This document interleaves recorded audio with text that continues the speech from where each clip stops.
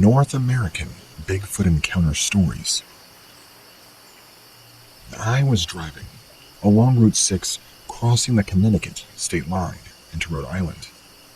The road is very dark, heavily wooded in this particular area. As I was traveling east, something very quickly moved across the road in front of me. I was driving approximately 55 miles an hour. Once I registered what I was seeing, I also realized that whatever it was had walked on two legs. It cleared the entire guardrail on the side of the road in one step and was gone. I was spooked. The entire incident lasted less than 30 seconds, though I think about it often, especially when I drive through that same area at night. This occurred back in April of 2010. A follow-up investigation report was done.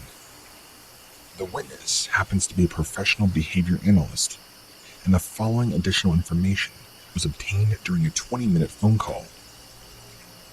The witness is very familiar with the two-lane state road and specific area in which the sighting took place, having traveled the road numerous times in the past and at the same general time. The witness was traveling with young children who were asleep in the back seat. She was on her cell phone driving east when the sighting took place.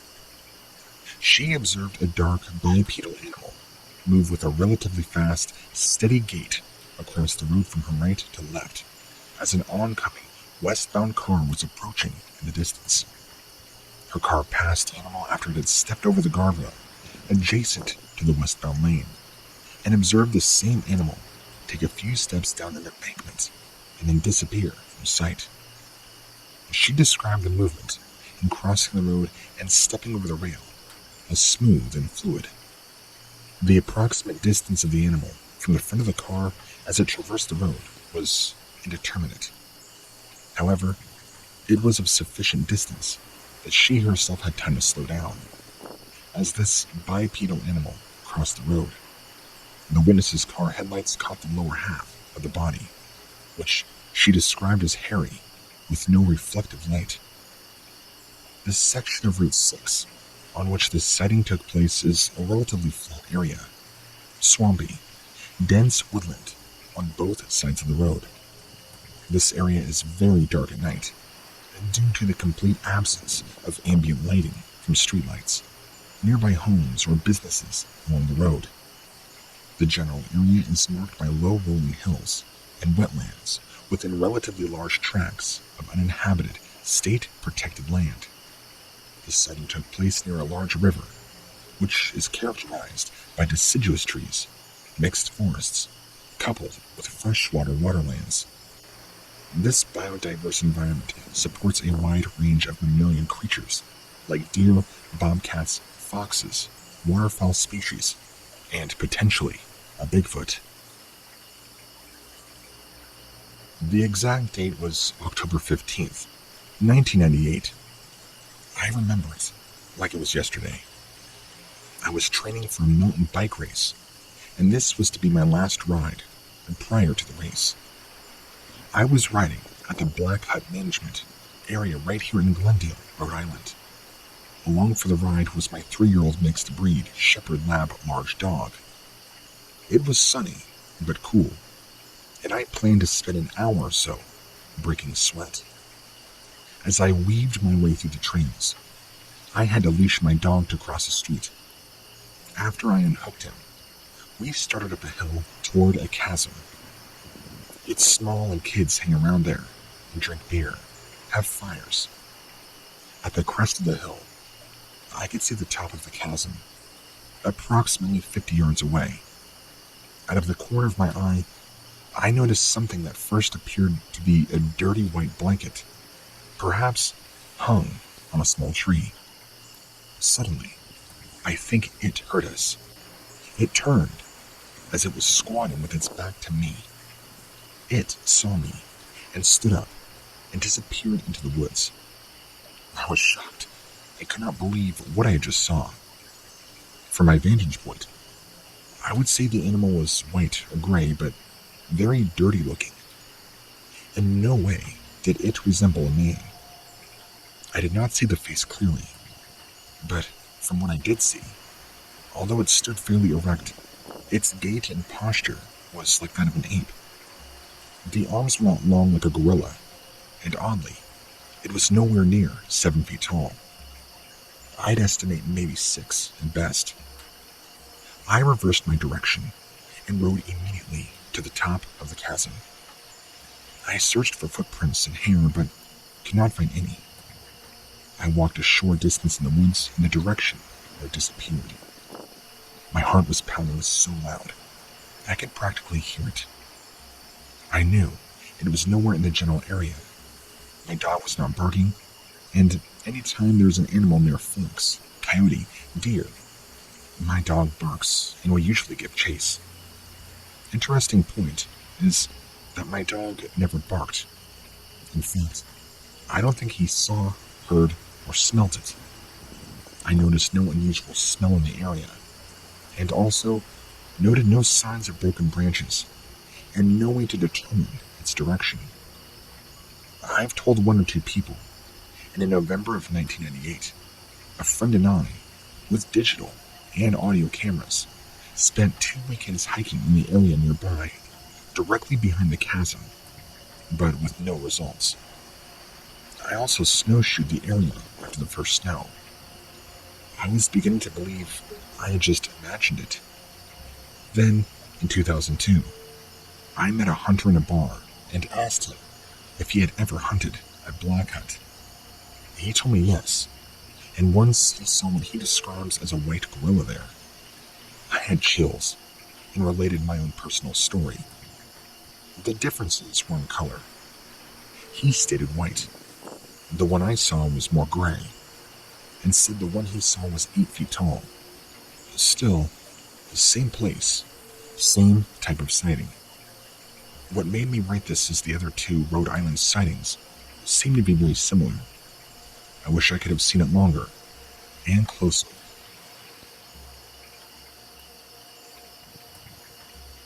I've told very seldom people this story, for fear they might think I'm crazy.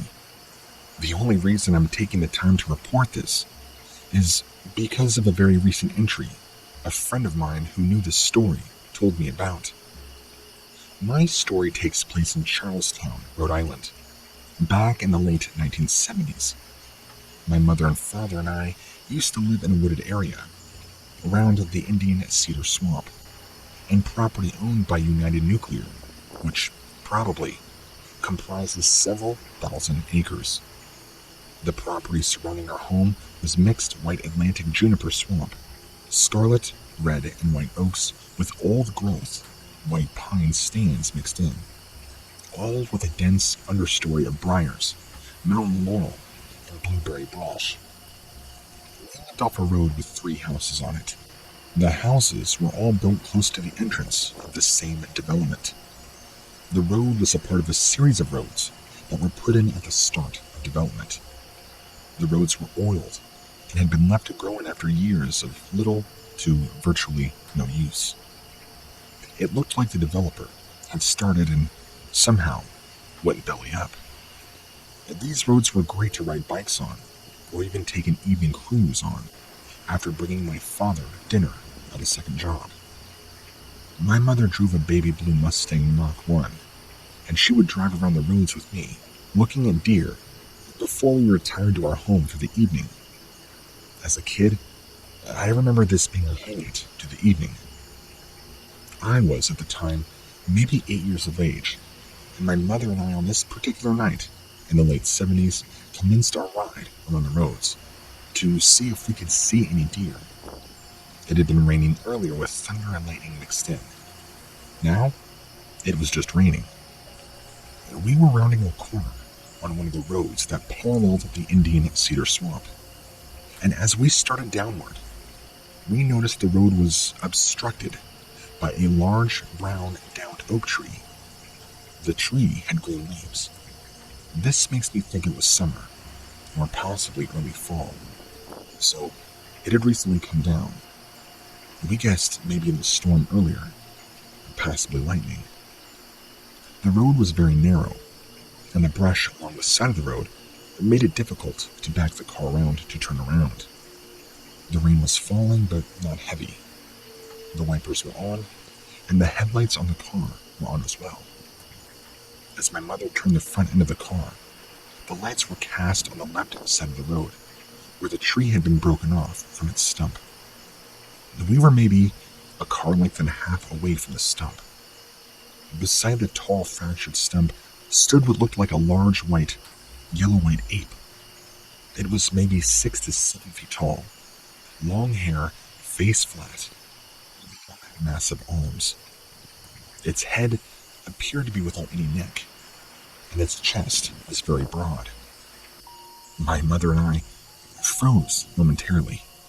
5 seconds, maybe 10, and the figure remained still, staring at us. My mother floored the car into reverse. I remember the terror of it all. The sound of gravel hitting the fender wells, the sound of brush crushing against the car, and then the acceleration as she sped off. We were clear as to what we saw, and we have no question in our mind that we saw something in an ape-like shape that night. This we are certain of. We need no one to tell us what we saw. It's crystal clear. For years, we told no one. We would talk about it in our home in privacy. Even my father found the same story hard to accept. We've never forgotten this, and this story would never have been told if it wasn't for someone else informing me of a similar sighting. I'm now in my 30s, an extremely active hunter, farmer, and woodsman. I hunt deer 40 days a year in Maine, Rhode Island, Connecticut, and New Jersey.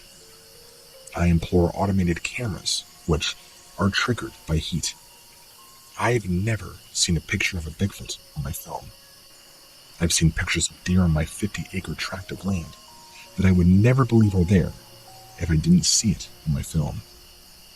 I know every inch of my land and the surrounding property, and yet these mystery deer show up at all hours on my cameras, frequently at that. How can they move right around our hunting parties in such a small area and never be seen? I'll never know. Even today, I find it hard to accept what we definitely saw. Listen, I'm not a fan of ghosts, UFOs, or even Bigfoot. I'm not sure to this day what I saw wasn't a man in a costume, dressed up, out in a rainstorm, a half-mile or more away from any home, waiting for my mother and me to drive down the road to try and give us a good scare. The only thing I can say is it was a darn good costume and a darn good plan. What we saw is this is something I would swear to a polygraph test, as I'm sure my mother would.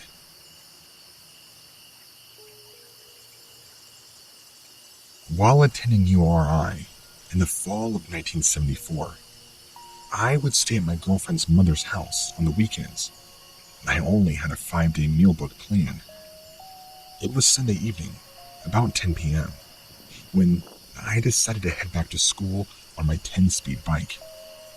Very dark in the area, it being mostly wooded, country-like setting, but yet still city. I was going down her street and noticed my front center pull brake needed to be adjusted. I stopped under a streetlight at the end of her street, which is an intersection, to adjust the brake. Directly in front of me was a small field that sloped down and away from me. Pitch black background, tall grass, and a few bushes being lit by the streetlight. Typical New England, oak, maple, and pine trees. As I was fixing my brake, I began hearing very loud footsteps of some sort of biped coming from the field on the slope side, more like a crushing thud. I could hear the actual compression being placed, like someone dropping a heavy metal ball or rock on the ground. I looked up to see if I could see anything, and I just said out loud to myself, "It's nothing." I went back to fixing my brake. I noticed it was getting closer and felt very apprehensive. The sound was coming in my direction. All of a sudden, this dog starts barking like crazy, and I could hear the chain snap as it either tries to attack or get away from something. I said to myself, it's time to go. As I started, I turned left to head north, into a few puddles. From out of the darkness, steps into the streetlight this white-looking gorilla.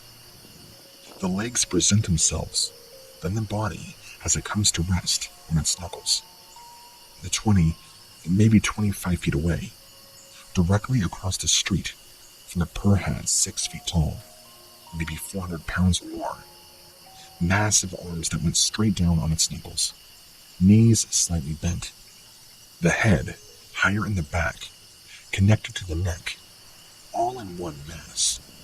The face dark, deep strong, but primitive-like.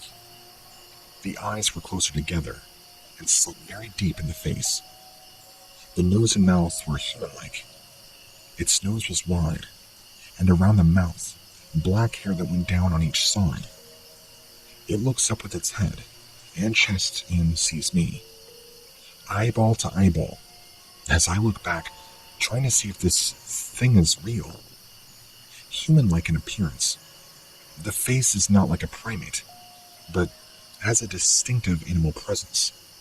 Since the eyes are close together, I was never so scared in my life and knew I had to stay.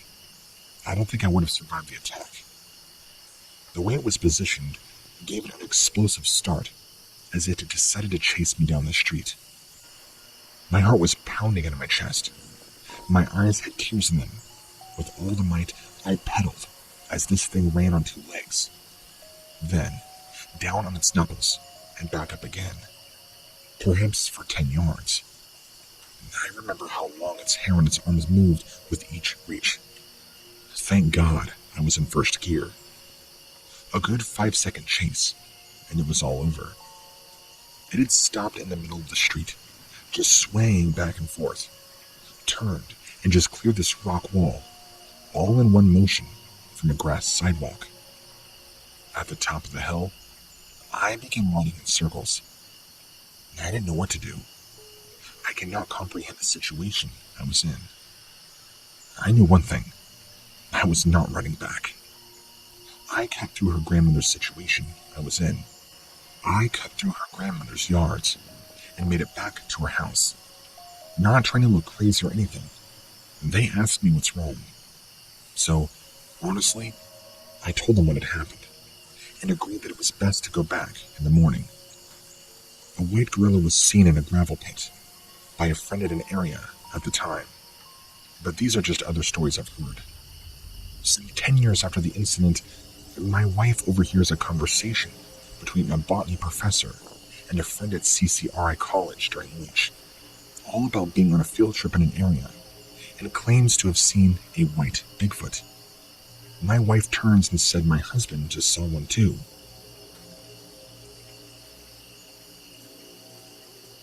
I was walking from the house to a detached garage with my daughter at about 2:30 a.m.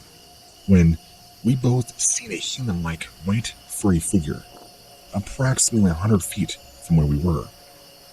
Our house borders the Huron National Forest.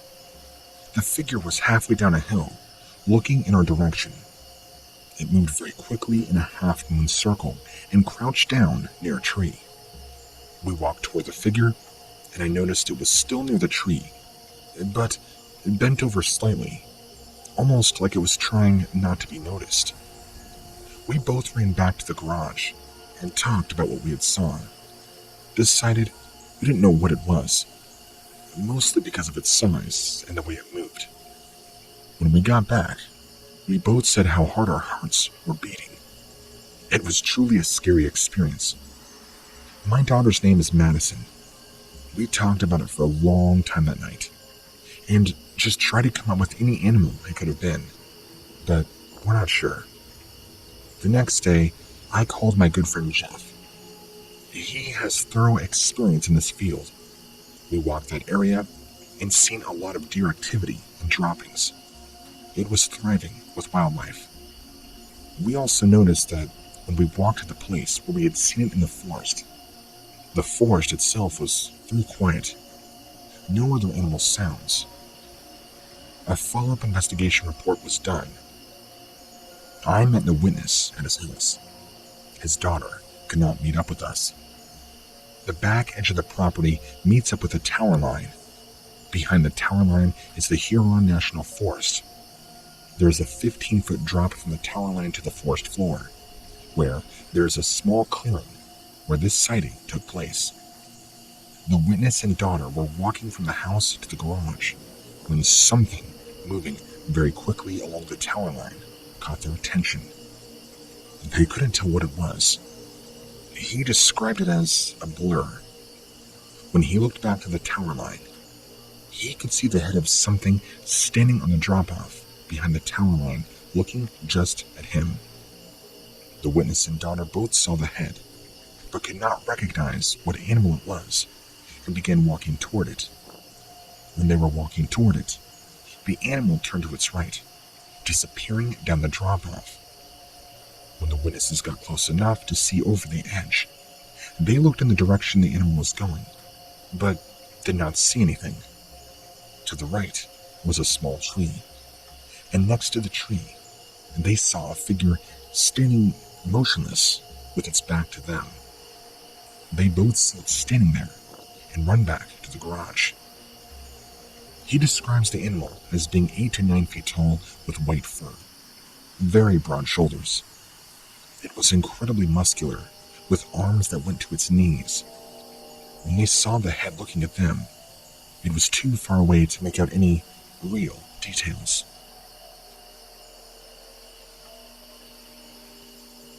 I was taking out trash to my dumpster down at the end of my driveway.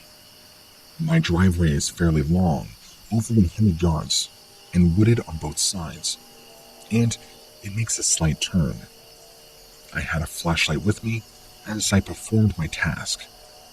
When I was returning, my light was trained on the ground before me, watching where I was walking.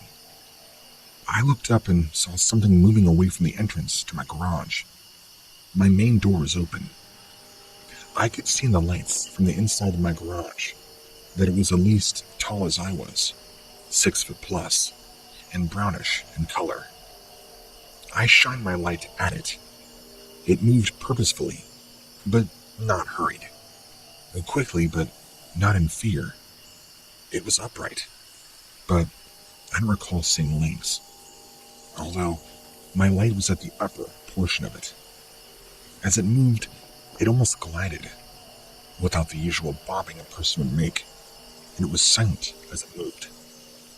I did not notice any facial or distinguishing features. As it went behind my camper, I stopped in my tracks for a moment to determine what it was I actually saw.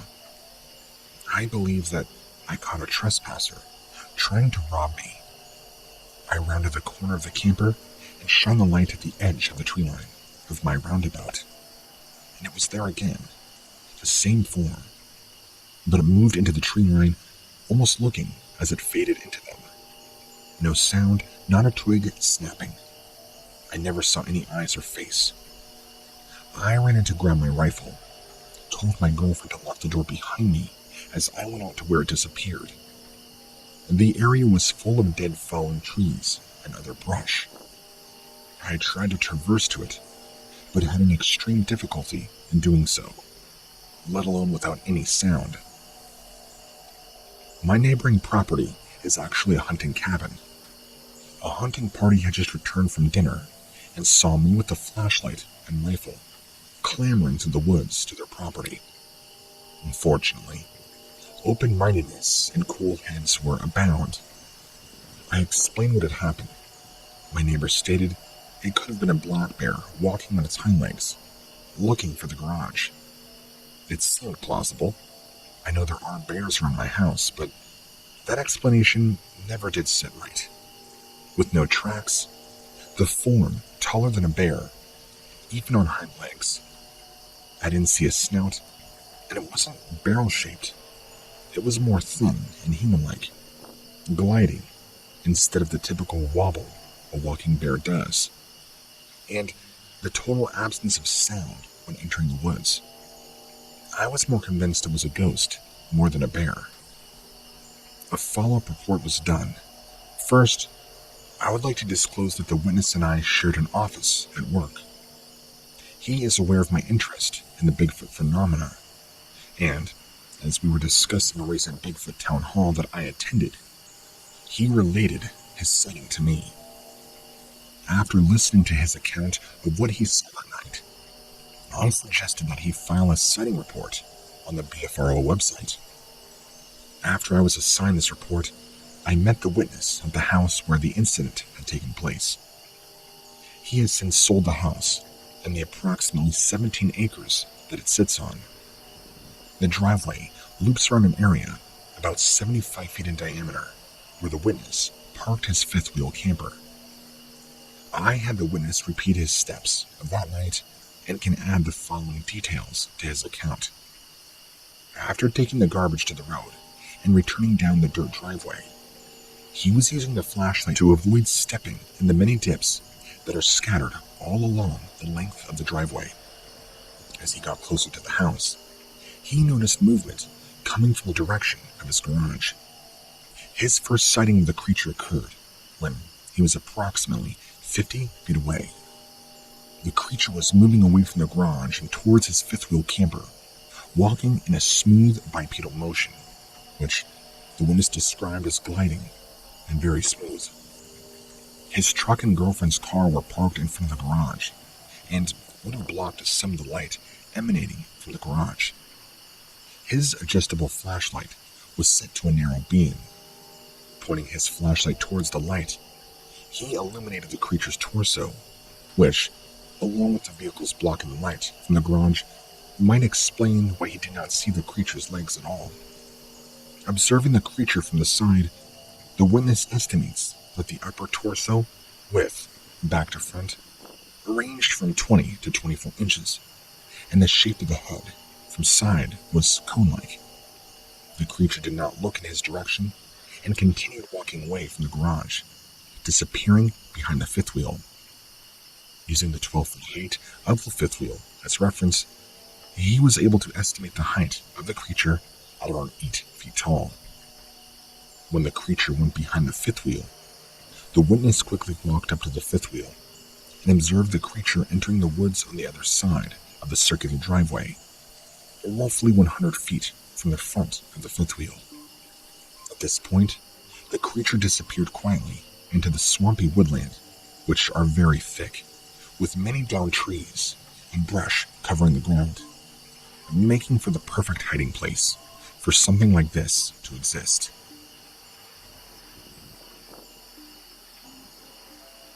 My name is Michael, and I'm 17. I had a Bigfoot sighting up here in Michigan. I was fishing one day, and I was all alone. I walked up and down the river for nearly a mile and a half. I was fishing, and all of a sudden, this huge rock hits the water, like 50 feet down from me, and makes quite a huge splash. This is in the Whitemore area, and I looked down from me in the river, and then this big, giant ape-like creature looked out over the river at me, literally scaring the crap out of me. I noticed right away it had really long, hairy arms, big, broad shoulders, and the head on this thing was way bigger than any human. The creature stood at least 11 feet in the air. Then, it turned and started walking into the woods, but it walked toward me. It made like 5 steps and stopped. When it walked, you could hear the sticks and leaves cracking under its feet. It got quiet. Too quiet. Even the birds stopped chirping. It was getting scary. So I packed up my fishing gear and began walking curiously toward the trail. I was yelling into the woods and asking, "Hello? Is anybody there?" But nobody answered. So I started walking down the trail. I'm a quarter mile back to the main road. I began walking back and kept getting this feeling someone or something was watching me. I turned around and as I turn around, this big giant thing jumped over this barbed wire fence and ran up the hill, leaving this big stump swaying aggressively. It was up and over the hill in like 5 seconds. This thing was fast. I ran up the hill, but on the other side, where there was a large field. It was gone by then. Later on, I bumped into my aunt, my brother, and my cousin. And they said that they had heard something walking up by this pond when they heard a low growl. Then, it walked away. I really hope you guys investigate this case. I did some research, and the last sighting in Moscow County was in 1985. Was this the same Sasquatch? Please help me understand what I saw. Please? A follow-up investigation report was done. I spoke by phone with the witness, who now lives downstate. He went over the story, stating he had been walking up and down the river for quite a while, fishing as he went. The steelhead were running, and this is what he was fishing for. He stated that a rock had to be the size of a softball that was thrown into the river, not too far from him.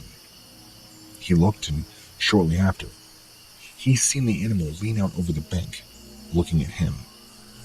He stated the brush was very thick all along the river, and all he could see was the upper part of this animal. He stated that it leaned back and disappeared. A minute or two later, he said he heard 3 very loud knocks. They were so loud he jumped. He compared them to a gun going off. He said it got totally silent with no birds or any noise except the river. He packed his equipment and started heading back up the trail. He got to an open area with a barbed wire fence running all along it. The area on the other side of the fence went uphill with a field on the other side. He seen the animal go over the fence, causing it to sway heavily back and forth. He stated that it went quickly up the hill, taking massive strides. He stood there for a moment, then ran up the hill after it, trying to get a much better look. He said he was out of breath when he gets to the very top, and this creature had vanished completely. He stated he was amazed it could have vanished from view across that field that quickly. He is 6'3" and in very good shape. It took him much longer to get up that hill running. He proceeded to work his way back to the trail and ran into his aunt, brother, and cousin. They said they were at a pond near the top of the hill and heard something growl at them. Then heard heavy footfalls leading away into the heavy woods, heading down towards where the witnesses were fishing. The witness stated a couple of times that he got a very strong feeling of being watched after the animal leaned out over the riverbank while walking back to the car. He described feelings of both fear and amazement at what he had seen. He was almost impressed by how quickly it was able to move for how big it was. When asked if he was sure it was 11 feet tall, he stated it was at least 10, and he felt sure it was taller than that. He could see the muscles moving and described it as huge overall, especially the head, describing the face as black, but the cheeks were bare, and the skin being shiny, like it was oily or something. He estimated the distance when it leaned out and looked at him, maybe about 15 feet, possibly a little closer. The area of the sighting is a combination of heavy forest with some sparse farmlands. There are several rivers, creeks, and small lakes in that area. Wildlife is abundant with deer, bear, coyote, bobcat, and small game. The witness felt was possibly going to the river to catch the steelhead that were running. He was overall excited about the experience, but very shaken. He has not been back to the spot since.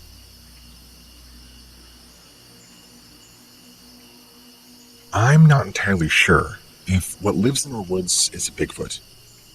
All I can say is that as long as I can remember, there's been something there. If you take walks at night along the woods, you could hear something walking along beside you in the woods, but it never comes out. There is sometimes an awful screeching noise as well. In fact, one night, me and my boyfriend were outside, and we heard something walking in the woods. Our house is about 20 feet from the woodline. We stopped to listen. It sounded like something scared whatever it was. It sounded as if something large holding a 2x4 horizontally went crashing through the woods. It was so loud and moving incredibly fast. A few weeks later, we were outside and we heard some cracking in the woods. Then, it sounded like whatever it was stepped on one of those old glass Coke bottles and broke it. Now, a woodland animal would not be able to do that. It's been reported around our area that there are monkey people living out in the woods. Many people have come back with the tales of seeing strange ape-like creatures while hunting. My mother and sister went outside one night and saw two big red eyes sitting under the apple tree they have just near the woods. It took off running, and my mom said it looked ape-like. She even says that she was driving home one day and looked off and toward the ditch and saw what she claims was a large, silver-looking ape-like creature.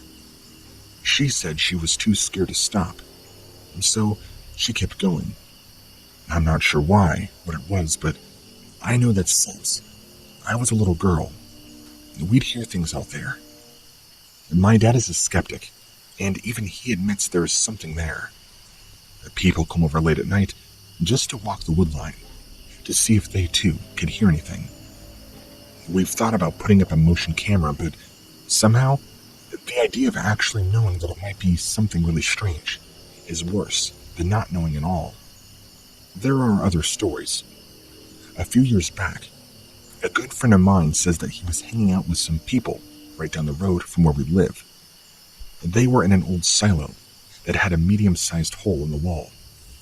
He said that while they were sitting around the fire, they saw about 10 sets of red eyes peering at them through the holes in the wall.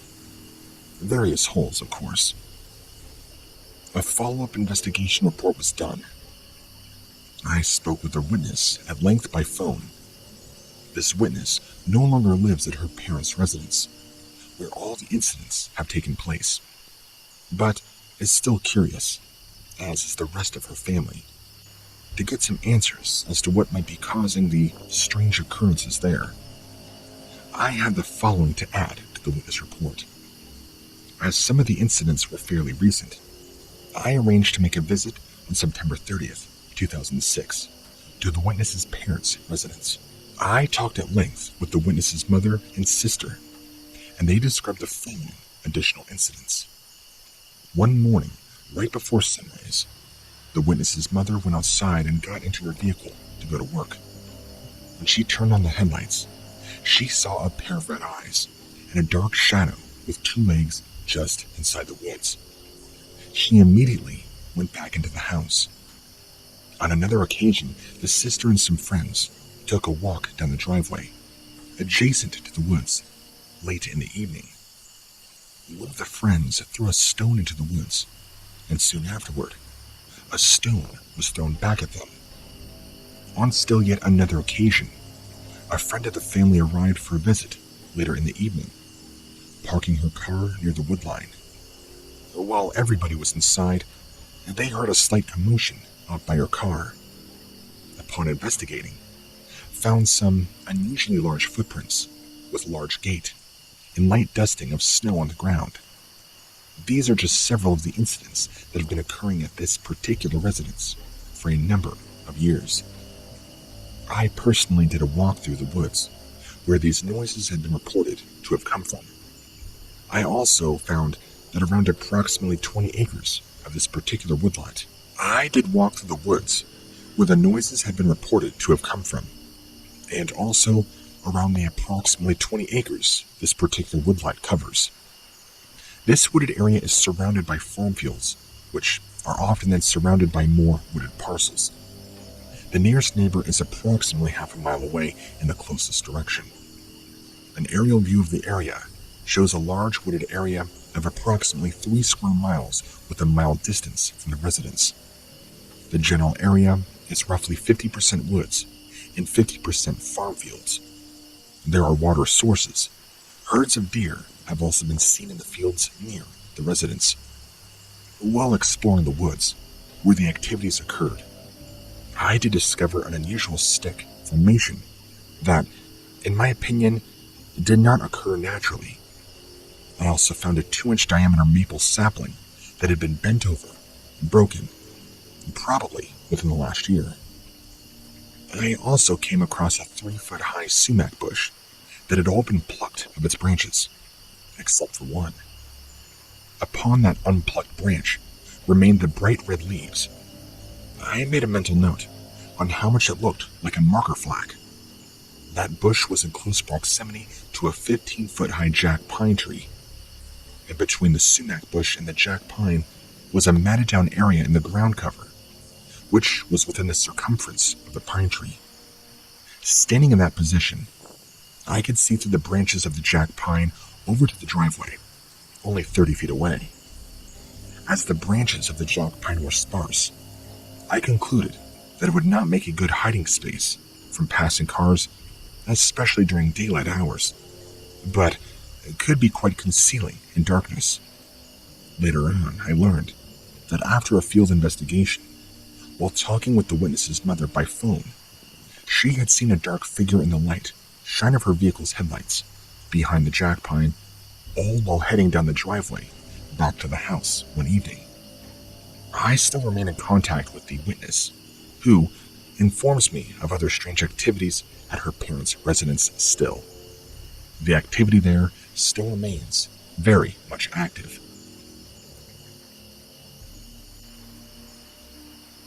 This report focuses on the experiences of a witness who has had frequent and ongoing possible interactions with something in the woods here in Roscoe County. The area around this report contains the Au-Sable State Forest, containing 138 miles of the Au-Sable River, as well as the Huron National Forest. The Manistee Forests were incorporated in 1945 and contain almost 1 million square miles and nearly 6,000 acres of collective wetlands. A casual look at the map of Michigan shows that the Manistee and Huron are not connected, but they share a vast array of rivers, swamps, and wildlife. I've been in contact with the witness, Mrs. R., and we have shared recordings and discussed similar experiences. Miss R. wrote down her experiences, and I have decided to present them here in her very own words. There were a few times when I deleted a place that might have been too descriptive, or otherwise alter the narrative, but the great majority of the work is directly from the witness. My experiences happened in Removed, where I grew up. There's a lot of swampland and hundreds of acres of private and state areas out that way, especially upon growing up. My family owned a front 40 acres and a back 40 acres, which I eventually personally bought upon adulthood. My grandparents lived just down the road from us on their own ranch, also with plenty of acreage. Incidentally, I have a brother who had experiences on my grandfather's property that he told me. I always had horses, and I was the only one in my family who rode them. The horses would sometimes act spooked in the woods, and I would pass it off as horsey behavior.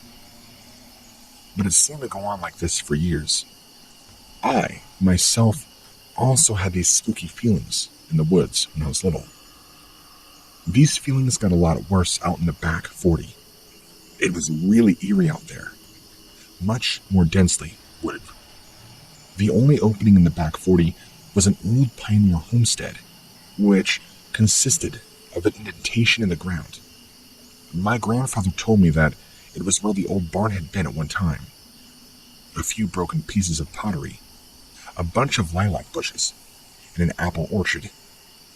only when I was an adult in my 30s and watching TV one night that these eerie things finally made some sense. The first time that the eeriness seemed real was when I was about 9. So, in 1978-ish, I was walking with my girlfriend, neighbor, out in the back 40. She was about 4 years older than me and much taller. Something growled really loud at us, and it was extremely scary. We picked up our pace as we're headed back from the front pasture. We didn't say much to each other, but just kept up a fast walk. We breathed a sigh of relief when we get to the front 40 and cross the gate into that pasture. We were in about 200 feet when something growled and then shrieked at us. How could it have kept up with us without us hearing it? My friend turned to look and stated, "Oh God," and grabbed the collar of my shirt, took off running down the trail with me in tow. We didn't stop until we reached the open barnyard and then the house. She was almost crying and then went home. I'm not sure what she saw, and we never talked about it. Just about how scary the walk was in the woods that day. Just a couple of times, but not to anyone else. She would never go for a walk with me out there again, and I had never seen or heard from her after she moved away. So anyway, through the years, I got so used to these feelings that I would just shrug them off. I would have the feeling of something following me, but I wasn't scared anymore.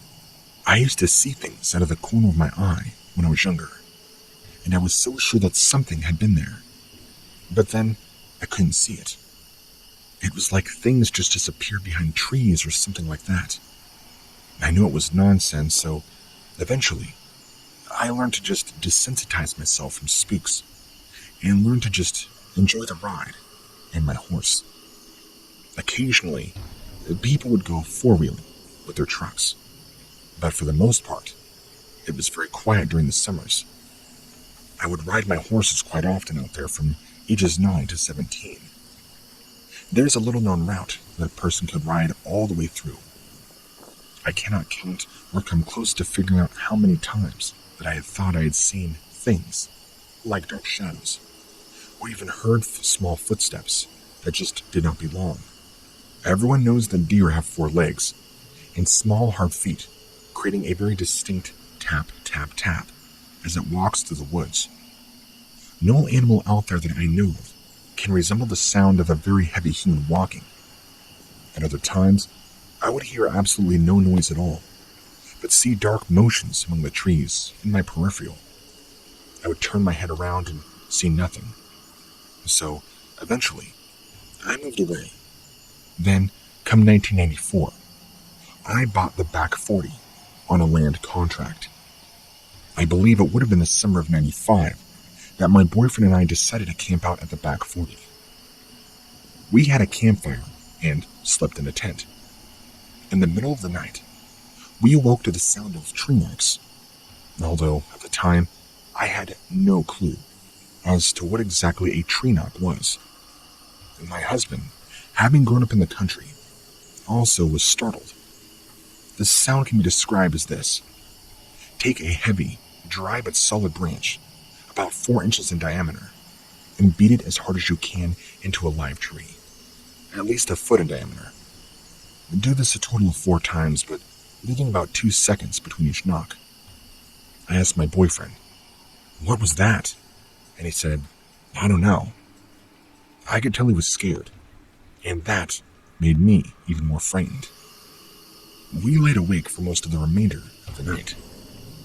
In 1997, we paid off the property in full and decided that we would put up a house in the Orchid and move out of there.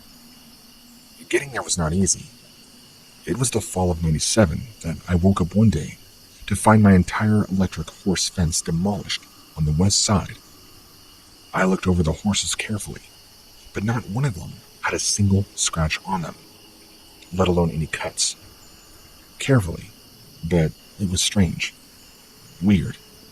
It was 3 strands of heavy-gauge steel wiring. Where it was knocked down was right on the edge of a wild blackberry patch. So, inside of the fence, You had apple trees, blackberry bushes, briars, thorns, and then fencing. I'm not sure exactly when it was, but it must have been sometime in the summer-fall of '97. This is when I heard the wood knocks again. We did not have air conditioning in that house, so the windows were open. I was home alone and I could hear the knocking. It was near the west side of the house. I called my one brother, who was an avid hunter, and asked him, "What makes a wood banging knocking noise out here in the woods? Kind of like two heavy wooden baseball bats being hit together." He told me it was just coon hunters trying to get the coons out of the trees. It was also in the fall of '97 that I noticed a dead animal smell coming from the end of the lane at the mailbox. Upon looking, I found 4 dead deer that had been there, and leaves piled on top. After a week of investigating, I learned that the Losco Road Commission had been using the private lane for years and years as a dumping ground for roadkill. The last thing that ever happened was the 4th of July in 2003. My family had all gone to see the fireworks in town, but I decided to stay at my parents' house. It was a hectic day as all my brothers and their families were also visiting my parents for the holiday. I was sitting peacefully on my parents' back deck, and I could hear the fireworks in town, far off in the distance, right behind my parents' home. I heard something crash through the woods, looping like a crazy drunk man. Why is he running through the woods in the dark? Doesn't he have anyone to visit or be with right now? How is he going to find his way back through all that forest? Why would he even be this far out in the woods this late at night?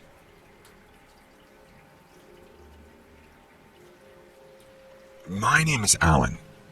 On about mid-November 2012, I had a very unusual experience that, at first, kept me very mixed up, but always stayed in my mind until I started doing research. It was about 2 to 3 a.m. in the morning. I awoke to go outside and have a smoke. The area of the town of Bath, New York, is semi-rugged. Hundreds of huge foothills. There is vast amounts of forests, lakes, ponds, wildlife, and many state parks. Much of the land is posted no hunting. The hills are also super steep, so climbing or hiking can be difficult. We rented out the full basement apartment of a home. Our entryway was in the back of the home semi-underground. There was a deck over our entryway. I am an ex-U.S. Army intel, a special tasking veteran who served in Central America and the Middle East. I'm telling you this because I am a trained observer and weigh out everything I see. I am super aware of my surroundings.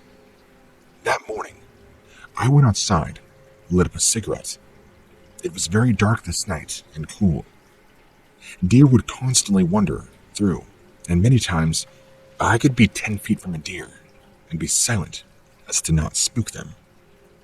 As I lit up my smoke, movement caught my attention about roughly 100 yards directly in front of me to the east. A cinnamon brownish colored figure was pacing back and forth over and over. On each side of this set, there's this clear cut and a couple of homes. This thing was at the far end by the next tree line, pacing back and forth, moving towards the last home, and back again, moving approximately north to south, then back the other way. It was moving erratically, pacing like it was confused or undecided if it wanted to go closer. As I looked at first, I thought, was it drunk? But in all the years I've lived there, I have never seen anybody out there. As I watched, what really caught my attention was that it looked like it was floating across the ground, as there was absolutely no head bob at all. The ground rose between myself and this entity, and went back down to its side, so I could not see the lower legs good. It kept on pacing back and forth for maybe 3 minutes. At the position I was under, in the shadows, I was not observed by this creature, thankfully. I'm not afraid of too much, but for some reason, the hair stood up on the back of my neck and I got into what I call combat mode. I wanted to bellow out at this entity, but something said to not do that. Around 3 to 4 minutes of this thing pacing, I turned my head for a second. Bam! It's gone. I got a fearful sense of where this thing went, and had a feeling it might try to flank me around the 2 homes. So, I went into the house and awakened my wife, and I told her, "There's something weird out there." I did not think of Bigfoot right away, because it was not the Patty type I seen on the Patterson and Gimli film. I also thought that they're in the Northwest, not really here in New York State. It was maybe 7 feet tall, a much slimmer build, white on top, and slimmer than Patty. More like a fine-tuned athlete than a bodybuilder. Long arms and an awfully long shaggy head of hair, which stood out to me too. Very weird. The reason I even saw it was because there was a light on that home as he was pacing towards, and that lit it up, and some of the other area. Upon seeing it, after the fact, I realized that there was a hedgerow running parallel to it, and a large ravine behind that ran into the woods. Across from this property was a road, a couple mobile homes, then a very steep wooded foothill, or a small mountain. For years this has baffled me, and I cannot get this out of my mind until I visited the BFRO and seen at least 6 reports entirely around this whole area.